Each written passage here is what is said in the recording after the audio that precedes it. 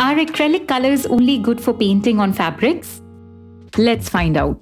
Acrylic colors are versatile paints that are easy to work with.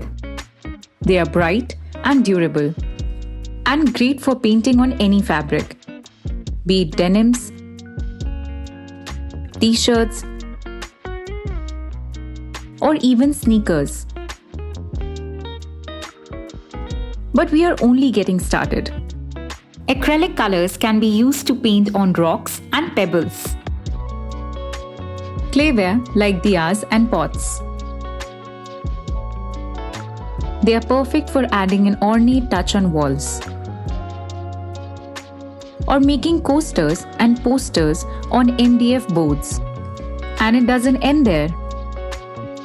These acrylics are designed to adhere to most surfaces and come in a vast array of shades.